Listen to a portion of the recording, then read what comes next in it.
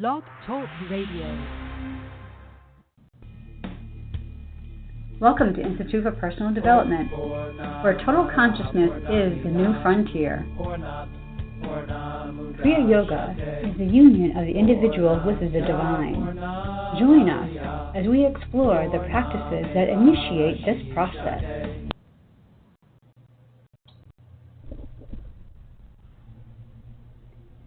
Good morning. Welcome to the Voice of Yoga. Let's Talk Consciousness. I am your hostess, Lisa Winton, and with me is Kenny Toy, also known as Swami Jayananda, founder of the Institute for Personal Development, located here in Hampton, New Hampshire. Good morning, Swami. Thank you for being here today. How are you? Good morning. I'm doing pretty good today. How about you? I'm doing great, and I want to thank you, listeners, for tuning in. Today on The Voice of Yoga, we will talk about the holiday of Thanksgiving. On November 24th, 2016, we will discuss the importance of gratitude and the process of becoming divine. Listen as Swami explains the value of food in human development and how to keep it in perspective. Like attracts like, and two things can't occupy the same space at the same time. Pray on Prana and get the best return on your efforts. Nothing delivers like the life force. Welcome to the Voice of Yoga. We are talking consciousness. Join our Kriya Yoga Spiritual Advance to get the light in your soul and help bring peace to the earth. So, Swami, what I thought I would do is I would just talk a minute or two about some history about Thanksgiving. So Thanksgiving Day is a celebration of giving thanks for the harvest and blessings of the past year. It's a day of giving thanks to God for His many blessings and expressing our gratitude for friends and family members. This is a holiday that's celebrated in the United States.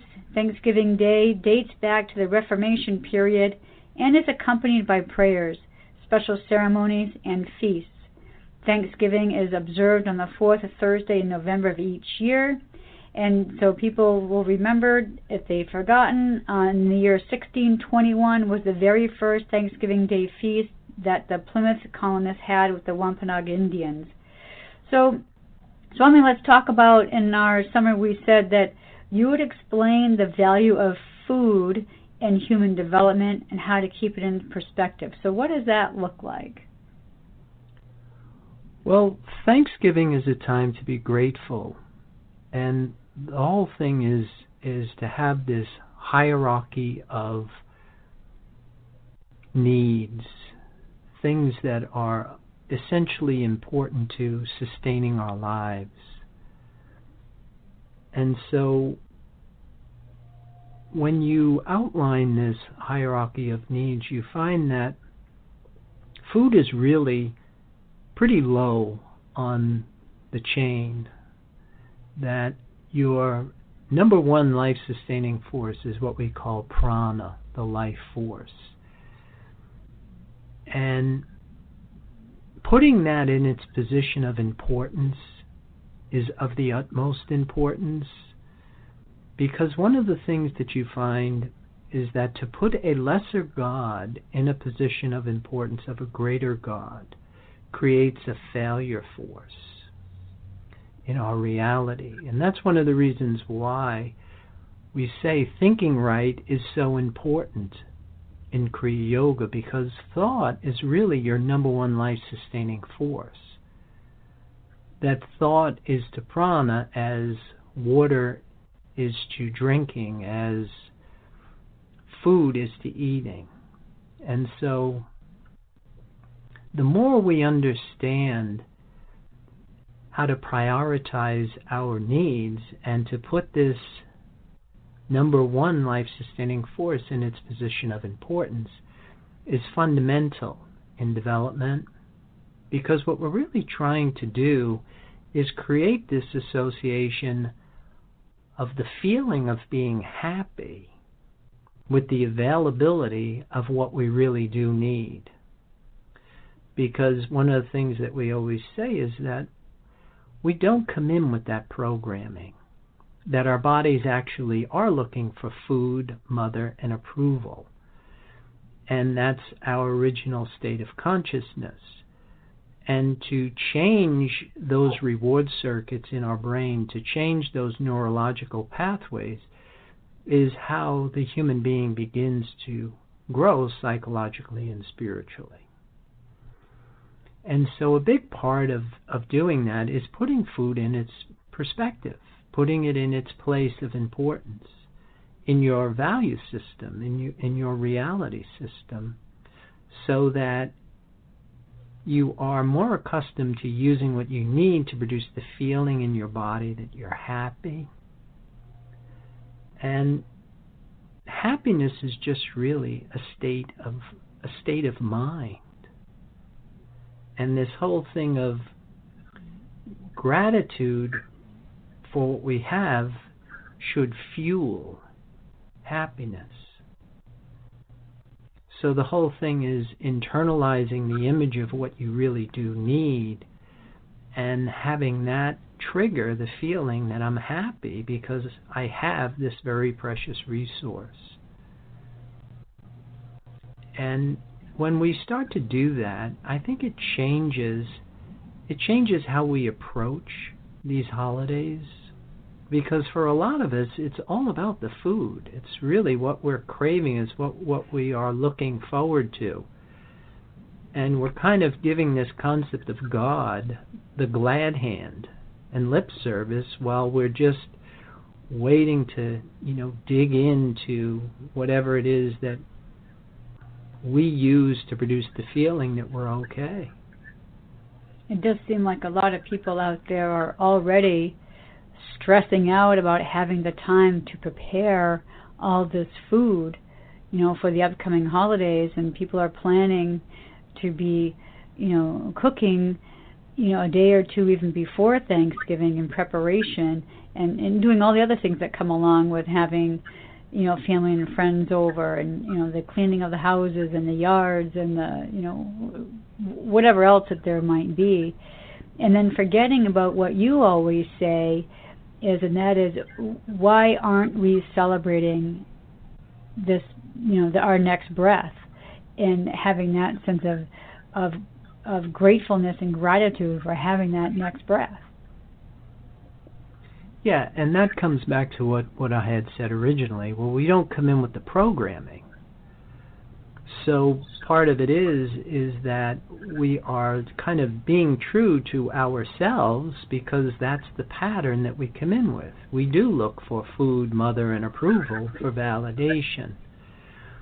But the unfortunate thing is that keeps you stuck in a regressive cycle. It keeps you attached to a source of sustenance that is very limiting, and you are drawing from fear and limitation. You're drawing from the realms of suffering and decay.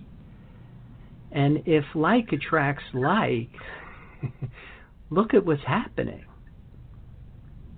We are attracted to a dimension of reality that is keeping us stuck, keeping us psychologically and spiritually small. And so the whole intention of initiating a progressive cycle requires us to change the symbol that we use to produce the feeling that we're happy. And of course, these holidays should really be an opportunity for you to strengthen your connection with the sources or the forces that are really important to us, rather than indulge ourselves in the dimension of reality that is keeping us stuck in this regressive pattern. I love what you said earlier when you stated that gratitude fuels happiness. I think that's a great phrase, and I think that should be on a T-shirt. And that's wonderful. If you really examine all that, and it's being grateful, let's just say, for that next breath, and you use that, for the symbol of feeling happy, that's really all you need. Well, and that's no pun intended, but what you're basically trying to do is use what you need, what we really do need, to produce that feeling that we're happy. But that would put you in sync with the secret to life. That's basically what all scriptures are telling us to do on a very fundamental level. It's just that we don't really interpret it that way. And so as a result, the holiday revolves all around the food or what we're putting in our mouths or the beverages that we're drinking. And we don't really have attention for these more subtle resources that are really far more important and should be far more important to us. But because we don't have the leadership to teach us how to become addicted to what we really do need, we stay addicted to these lesser important resources. And it continues to perpetuate problems in our lives because that's just the nature of the beast. Draw from fear and limitation, that's what you become. Draw from truth and wholeness, and that's what you become. It does seem like we've come away from what Thanksgiving was really all about, and what I had said after the summary is that the Thanksgiving Day is a celebration of giving thanks for the harvest and the blessings of the past year. Now, I remember when I was a child growing up, every time we had a meal as a family, somebody said prayer and always gave thanks for the food that was on the table. We did that every day. We didn't wait for Thanksgiving. But it seems like that phrase of giving thanks seems to have been eliminated from our day-to-day living.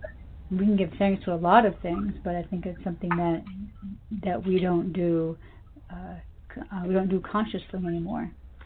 Yeah, and I think where it really starts to fall apart is that we give thanks to God for the many blessings. So in other words, we're attached to the things that we're getting, but we're missing the simple fact that we are attached to the life force. And we're not giving thanks for that, our connection with the life force. We've created this kind of illusion that God is the one that provides us with these lesser important essential needs.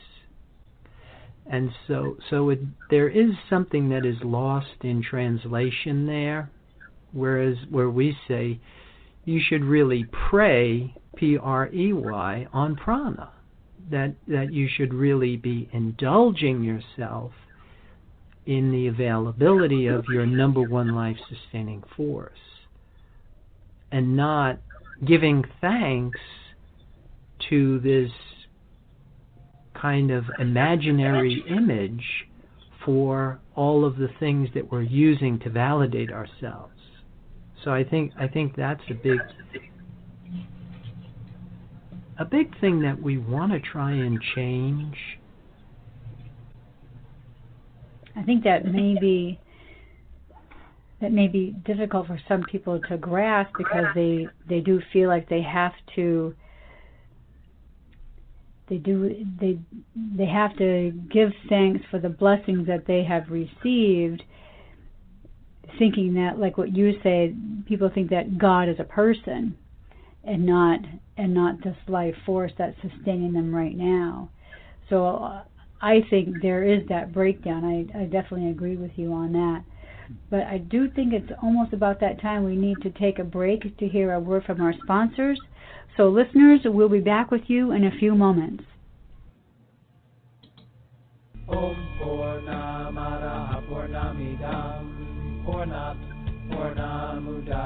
If you are looking for a Samadhi-based experience, IPD Kriya Yoga has the goods. A complete yoga program that includes the practices and the process. Starting with the separation from mother, including the labors and tasks of the hero and the return as a whole person. Practice makes perfect only when practice is whole. Kriya Yoga is a path of action, knowledge, and devotion. Samadhi, or total consciousness is experienced by knowing and doing with devotion. Call or click now and get started. 603-929-0303 or www.ipdtransform.com. Namaste.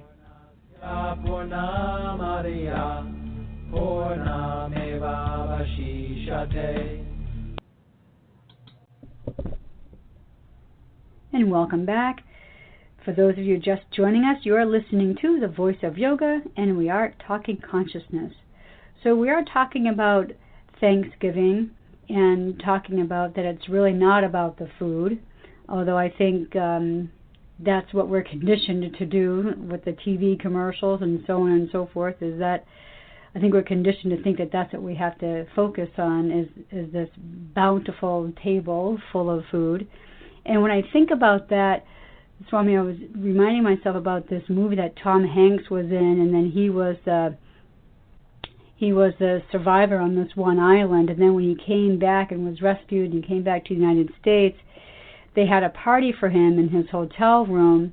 Well, he wakes up the next morning, and what he looks around and he sees are like all of these platters of food that wasn't eaten, trays and trays and trays of food and drinks and things like that, and he's looking around, looking at all this gluttony. So I think about that sometimes when I think about people preparing all this food for Thanksgiving, and really, how much food do you need? Yes, the whole thing of waste and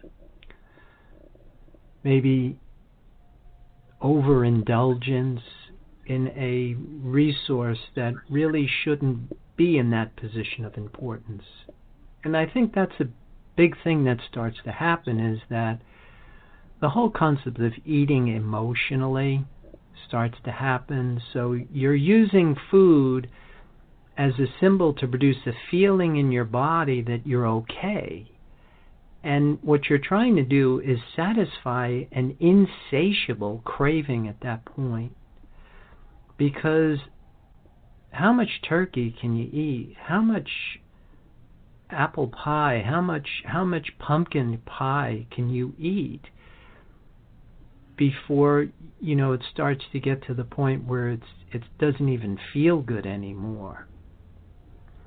And part of that is what drives that is this insatiable need for validation, that our physical bodies, we live in fear. We live in chronic anxiety. That's just part of the makeup of the nature of the beast, that we're going to die, we're supposed to die, but we also have instincts, appetites for preservation and survival that kind of drive us.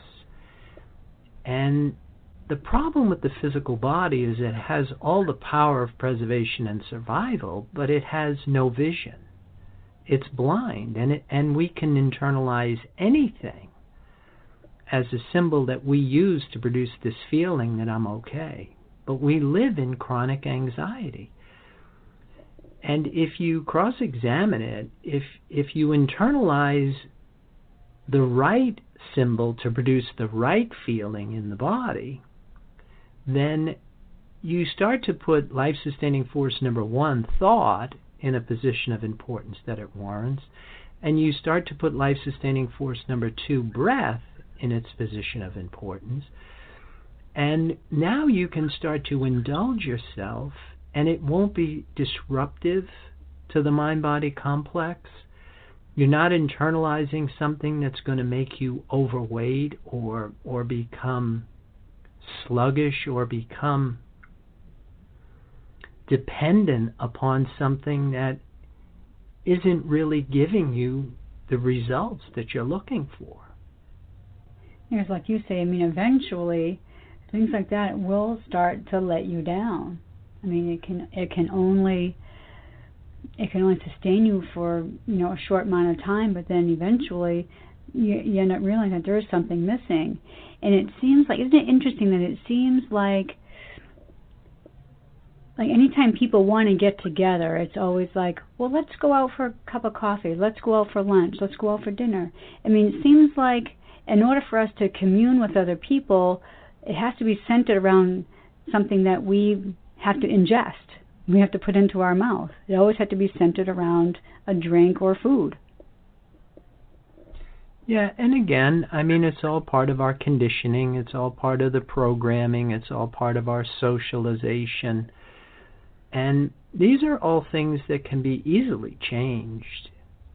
And you can change the pattern of your body. You can reprogram your body. And this is something that I'm really grateful for and spend a lot of time in Thanksgiving for, is the simple fact that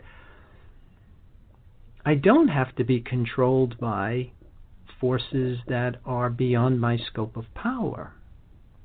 I don't have to give my power away, and I don't have to be controlled by these substances, circumstances, or situations.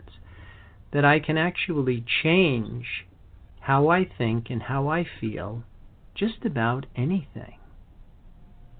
Yeah, and isn't that important? Just like you say, change how you think about something, and then that really opens up so many possibilities.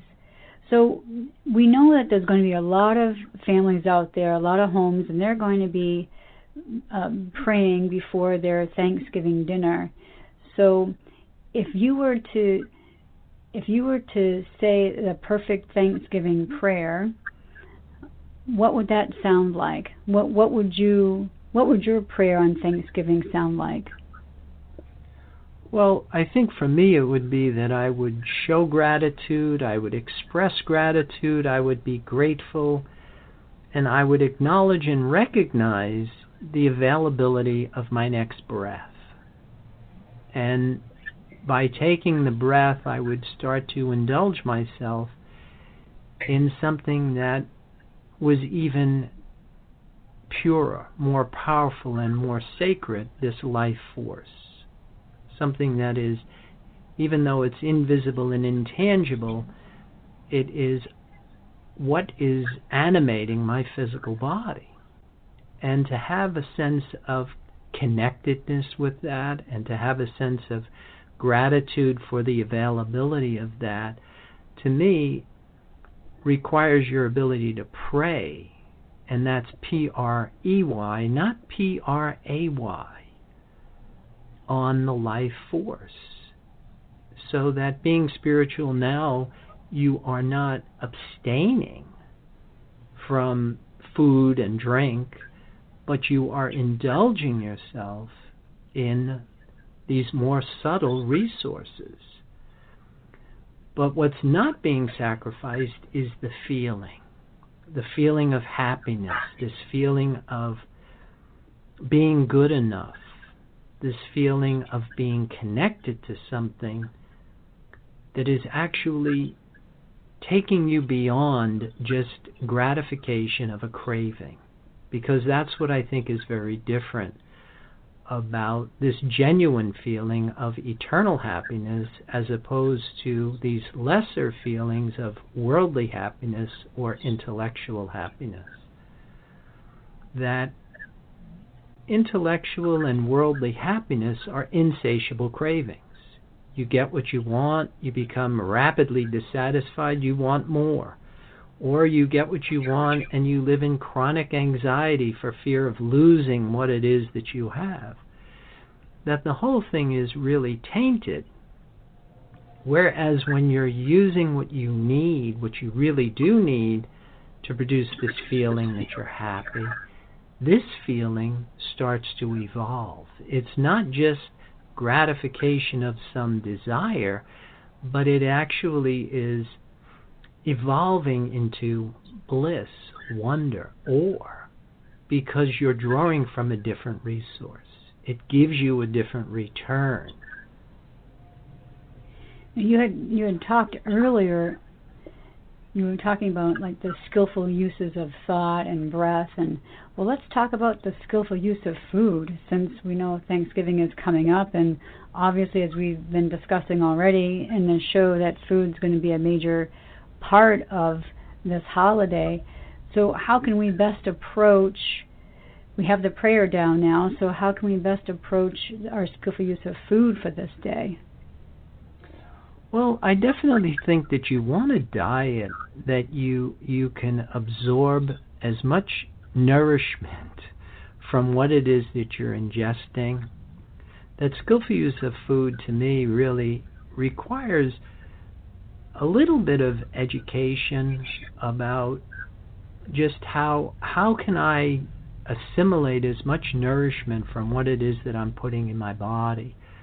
And one of the things that is recommended in the practice of yoga would be your primary source of nourishment would be foods that get their nourishment from the sun. So basically your primary source of nourishment would be fruits, vegetables, grains, seeds, nuts, and legumes, which kind of means that you really don't have to kill a turkey in order to celebrate this particular day, or any day for that matter, that you can get plenty of nourishment from foods that get their nourishment from the sun. And another consideration with regard to eating is how you're going to combine those foods, because certain enzymes that are used to break down, say for example carbohydrates, are different than the enzymes that we would use to break down proteins.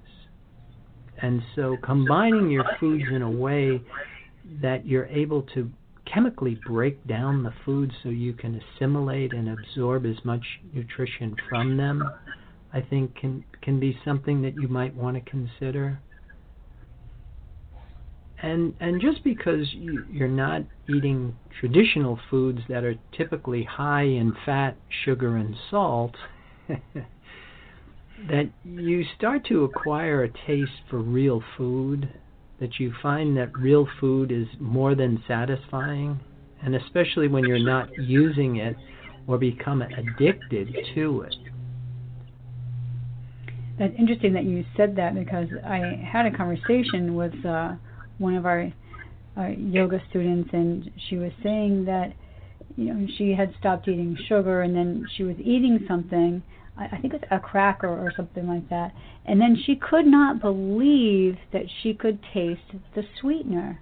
She didn't check the package, and of course it had been pre-sweetened, and then she of course looked on the package, and oh my God, there it was. It had sugar, some form of processed sugar in there. But it is interesting that when you don't eat that, if you don't eat sugar, and then all of a sudden you have something, then you really do acquire this taste for wholesome food. Right, because whether we realize it or not, these high-powered foods that are high with sugars and salts, our body's actually insulating itself from it. We're actually defending ourselves from what it is that we're putting in our bodies, and we're producing mucus, and it kind of desensitizes your taste buds, and so when you eliminate the mucus, and all of a sudden your taste buds become a little bit more sensitive, then you can start to taste real food, and you find that it's more than satisfying. Well, I think you've really laid out a great plan for us for this next Thanksgiving holiday. So it's about that time. I think we need to start closing down our program. So, of course, the listeners, I'd like to invite you out there to visit our website, which is www.ipdtransform.com. And once you're there, you can post comments about this show or any ideas for future shows you may want us to consider. You can continue to follow Swami on Pinterest and Twitter, and of course there's on Facebook. But you can keep those comments and questions and curiosities coming, because Swami does enjoy hearing from you. So be sure to tune in next week. I'm sure we'll have another great program for you. And like I said, you can always email me questions about this show or any other shows. So, Swami, do you have any other final thoughts or comments or curiosities about our discussion today about Thanksgiving? Well, I would like to wish everybody a happy Thanksgiving and encourage them to maybe just experiment a little bit with what we're talking about here, of just elevating the things that are really important to you to a position of greater importance, and just to see if you can start to make yourself happy with what you really do need. And with that, I'll wish everybody a good day. Namaste.